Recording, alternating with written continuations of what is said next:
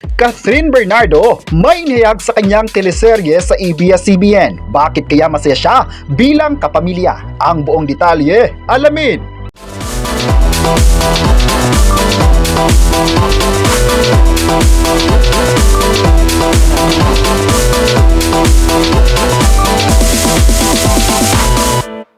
Nang naging kapamilya ang actress na si Catherine Bernardo, maraming mga proyekto ang kanyang ginawa.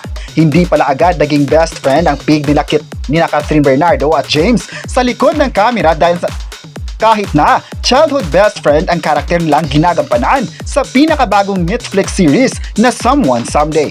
Sa ginanap na media launch na inihandog ng nasabing streaming platform na present ang mga press, ibinunyag ng kapamilya actress stars na isa sa pinakamalaking hamon sa kanilang unang proyekto bilang magkatambal ay kung paano bubuuin ang natural na samahan ng kanilang mga karakter kahit pareho silang mahiyain sa totoong buhay. Aminado si James na hindi naging madali ang simula ng kanilang working relationship.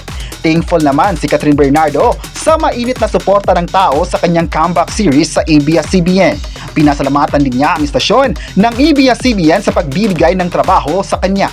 Dahil dito ay marami sa mga fans ang masaya sa naging pahayag ni Kath sa mga fans. Proud daw sila na naging kapamilya ito dahil good decision na hindi siya napapabayaan ng network at nakakuha talaga ng mga proyekto. May nagsabi naman na magaling na actress naman talaga si Catherine Bernardo kaya ang mga tao ay bilib na bilib sa kanya. Marami naman talaga ang nagalingan sa kanyang acting skills na hindi matatawaran ang kanyang passion sa paggawa ng series. May nagsabi naman na the best talaga si Catherine Bernardo dahil kahit binabagyo man siya ng mga issue sa online, hindi pa rin siya nagpapakita ng kahinaan. Mas ipinakita pa niya na magaling siyang actress at palaban sa mga kritiko. Say pa ng mga fans, never silang madi-disappoint sa kapamilya actress na ito dahil wala siyang dapat pang patunayan pa. Kahit si Ma Salvador ay proud at believe sa kanyang galing bilang actress. Hindi naman imposible na mamahalin siya ng tao dahil magaling siya sa lahat ng bagay. Napaka-humble din ng actress na ito at marami sa mga fans ang nagbibigay ng positibong komento sa kanya. May nagsabi naman na aabangan pa nila ang mga gagawin ng actress sa bakuran ng ABS-CBN at hoping din sila na makakagawa naman ng movie si Kat.